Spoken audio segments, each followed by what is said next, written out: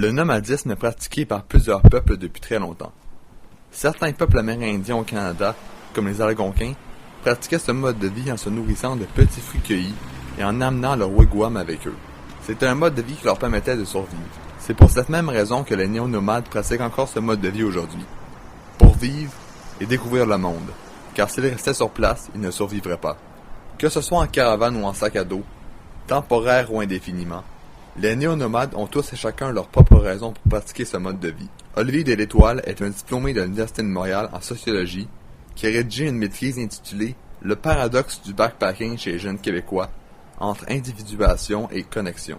Il a parlé à de nombreux jeunes qui ont fait un voyage en sac à dos et a pu découvrir les principales raisons de leur voyage. Ce que j'ai eu la chance de rencontrer en entrevue, c'est pas nécessairement une fuite, c'est une découverte. Oui, c'est sûr, ils veulent prendre une pause de leur quotidien. Donc, ils veulent rompre avec leur quotidien, ils veulent quitter, ils veulent pas attendre d'être vieux, d'avoir fait leur vie avec une trame standard nord-américaine du 40 heures semaine pour arriver à la retraite.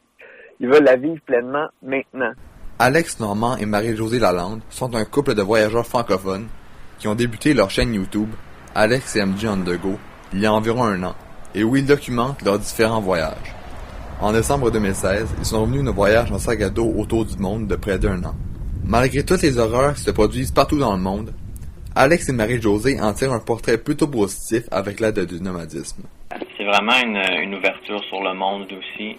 Tu parles à des gens qui voyagent versus des gens qui voyagent pas, des gens qui se font influencer par ce qu'ils entendent dans les médias, etc., par rapport à ce qui se passe au niveau terrorisme dans les autres pays, etc. Mais quand tu sors et tu rencontres des gens de d'autres nationalités, d'autres religions, puis tu as la chance d'habiter dans leur pays, etc., tu réalises que le monde n'est pas si mauvais que ça. Là. Oui, il y a des petits pépins ici et là, mais t'es moins renfermé sur ce qui est dit, mettons, dans les médias. Les liens d'amitié que tu crées avec ces gens-là en si peu de temps sont vraiment très forts. C'est ça qui est surprenant, puis comme bâtir une amitié, ça peut être long, mais on dirait que quand tu es dans un mode de vie où tout est vite, puis tu rencontres le monde pour pas longtemps, mais tu tisses des liens vraiment forts quand même. Plusieurs personnes peuvent trouver ce mode de vie très enviable, mais croient qu'il est incertain et comporte certains risques. Alex et Marie-Josée ne sont pas de cet avis.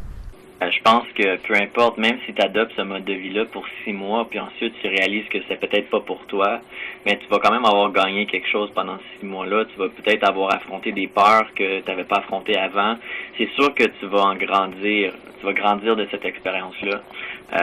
Fait que moi, je pense que n'importe quoi dans la vie vaut la peine d'être essayé, qu'on ait peur ou non, qu'il y ait des risques ou non.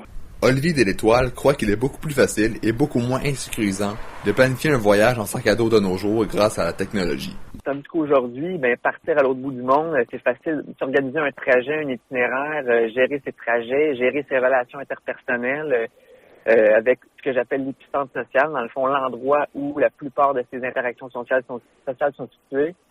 C'est tous des risques qui aujourd'hui sont plus là. Donc, on peut vivre en parallèle parce que les distances, à cause des technologies de l'information et de la communication, sont réduites. Vivre une expérience nomade permet aux gens de sortir des balises que la société nous impose. C'est de se faire dire, OK, après l'école secondaire, tu vas aller à l'université ou au collège, tu vas avoir un diplôme, après ça, tu vas te pogner une job. On est comme un peu brainwashé dès un jeune âge qu'il faut suivre ce mode de vie-là.